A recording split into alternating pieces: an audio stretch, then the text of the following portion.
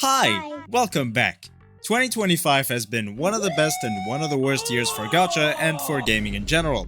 We've had some of the highest highs and lowest lows for so many games, but in this video I want to focus on the positive. Ever since expanding my channel to the general gacha space rather than just Honkai Star Rail, I've been exposed to some amazing games, some of which have had amazing performances, specifically in the year 2025. So, with 2026 just around the corner, I present to you the top 5 gacha games of 2025. Just before we jump into the content, I've got something I want to talk to you about. Creating these videos over the past 2 years has been super fun, but it's also a lot of work. So help me make more content for you by checking out Raid Shadow Legends. I'm sure you all know about it at this point. It's a fun fantasy-themed turn-based RPG game, all about collecting characters and fighting powerful enemies. It's got all the RPG game essentials, tons of amazing gameplay, and incredibly fleshed out endgame content. So, if you're a fan of this stuff, you're going to love it. You'll also get rewards valued at more than $200 by downloading it using my link in the description and the pinned comment. It's free, you won't regret it, and I would really appreciate it. Now let's get on to the content. First on the list is going to be Wuthering Waves. This game simultaneously has the biggest community of both doubters and believers, and it's all because of Hoyoverse, probably. However, I think that with 2025 coming into a close, Wuthering Waves has solidified itself as a giant in the space, and that is the largest reason I have it on this list.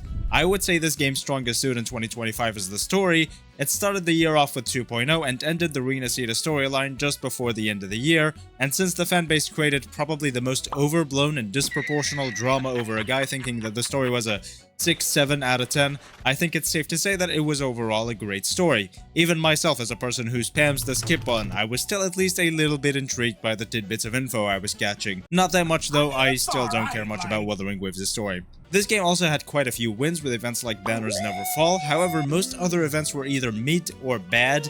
This is the reason Wuwa is only number 5 on the list. While it had some great moments, it has also dropped quite a few stinkers in the year 2025.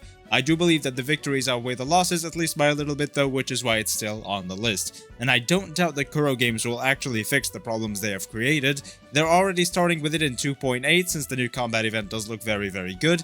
Character kits have also been pretty Hoyoverse coded lately, but as far as I know, Chisa's kit seems to be an improvement, so that's something already getting fixed too. Either way, the biggest ways Wuthering Waves can improve in 2026, first off would be to keep going with the incredibly loved story. The fans need more of what they're doing with that. Then actually continue making meaningful combat events that utilize the account that you have built and don't make everything just goddamn minigames. If you can't make Banners Never Fall every patch, then at least give us any combat mode that feels at least a little substantial. Third, I would love to see Wuthering Waves finally add another rotating endgame mode, because while the TOA is fine, Whimpering Waste is the biggest piece of dog shit known to man, and the holograms don't rotate, so please, give us more. On this topic of action RPG gacha games, I was going to add Zenless Zone Zero to the list. However, while I think Wuthering Waves is genuinely, unironically a 7 out of 10 game, Zenless Zone Zero's character design alone brings it down to a 5 out of 10 for me, especially that it has had none of the successes that Wuthering Waves had in 2025, as in, the story was pretty bad throughout this year, I hated every part of it, and the parts that you couldn't skip even more so. ZZZ's endgame has been great, but Deadly Assault dropped a few stinker bosses as well. All in all, I don't think ZZZ deserves a spot on this list. Hopefully they improve in 2026 because their latest dev update seems to suggest that the devs have indeed at least listened a little bit. There's a little bit of hope from where I stand, even if it's still Hoyoverse, so let's see what happens with this game. Next up on the list we have Chaos Zero Nightmare. The only reason this game isn't higher up is because it's completely brand new. However, everything points to this game becoming one of the biggest gacha games, not on the level of Star Rail, Wuthering Waves, or Genshin, but definitely something that stands alongside games like Nikkei, Azure Lane, Limbus Company, and I would even say it beats its older sister, Epic 7. The biggest thing I love about this game is the dark, brutal, mental aspect of the story and lore, and also in the combat, where the characters literally enter mental breakdowns. So me. The combat system is very similar to a game called Slay the Spire. It's a turn-based, card-based combat system with roguelike elements when discovering and unlocking new cards. I do think CZN, as a game that has just launched, obviously has some balance issues, and that is completely normal and fine for a new game, and based on how the developers have handled the game so far and responded to criticism, I fully believe they'll create a well-balanced meta in the end. Especially with the roguelike card system they've got going on, they can give every unit a chance to shine in every run with RNG and skill, and I think that's an amazing opportunity that games heavily struggling with balance like Honkai Star Rail are missing. For those reasons, I'd nominate Chaos Zero Nightmare for currently having one of the best combat systems in modern gacha gaming, definitely top 10 material. Now I do think the story is not as dark and visceral as promised, the visuals and lore definitely are, but so far, the story quests are already getting rewritten, and that is obviously a great thing, which showcases that the developers are actually listening. They're already receiving criticism and changing things around, so I have a lot of hope for this game. The game's also incredibly rewarding for F2P players so far. While a lot of players are reporting it to be grindy because it does have an RNG gear system, which I hate, they have also given out quite a few pulls for launch celebration and community control mail. Endgame content in this game looks pretty promising, as they already have 2 rotating endgame modes and a permanent one, giving great clues to how replayable this game will be. Next up is Musume Pretty Derby. Let's be honest, you definitely expected this game on here. This game borderline broke the internet when it launched on global servers. It was already a huge hit in Japan, mostly because the Japanese really love horse racing, and slapping anime and horse racing together is genuinely the smartest bit of marketing humanity has ever made, specifically made even smarter because of personalities like Goldship. You know, aside from this game making everybody sad and depressed over the real-life deaths of horses like Haru Urara, leaving I think Goldship to be the only Musume with a still-living real-life horse counterpart on global servers. Either way, I don't think I need to explain in much detail why this game is in the top 5 list. It's been having monumental success ever since it launched. Not only does it have very cute horse girls with amazing personalities and very fun stories, but it also is the most stereotypical addictive gacha model ever. They definitely knew what they were doing when they made their grinding systems. The biggest reason this game is not number 1 for me is, well, I wasn't able to get into it at all because it's not a combat game, and I'm a combat nerd. Next up at number 2 is Reverse 1999. This game by far has one of the best aesthetics and visuals of all time. The world building is so beautiful and character design is on the level of even Arknights, and coming from me, that's saying something. I love how the characters in this game look. By far my favorites are Door and Apple. Peak character design right here.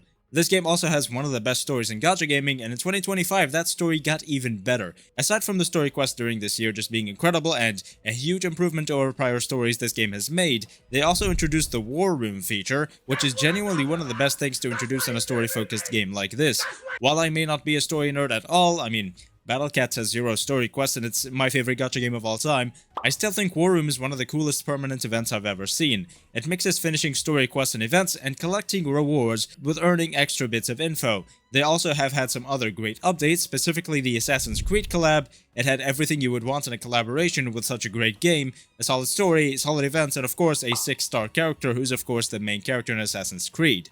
However, as a player who cares most about endgame content, my favorite addition has to be, of course, Reveries in the Rain, a new endgame mode added earlier this year. It's kinda like a tower mode with tons of levels, and it's an addition that Reverse 1999 as a whole feels a lot more complete with, especially for a player like me, of course. This game has amazing potential for 2026, it's one of the most underrated games currently, so if you haven't played it already, definitely try it out. Now just before we get into the number 1 game, I've got a few honorable mentions that performed well but not well enough to make it on the list. Fate Grand Order had some of the biggest anniversaries and summer events this year, and it made a lot of money because of them. It didn't make the list simply because it was just nothing too revolutionary and the same thing they've been doing over the years, just bigger.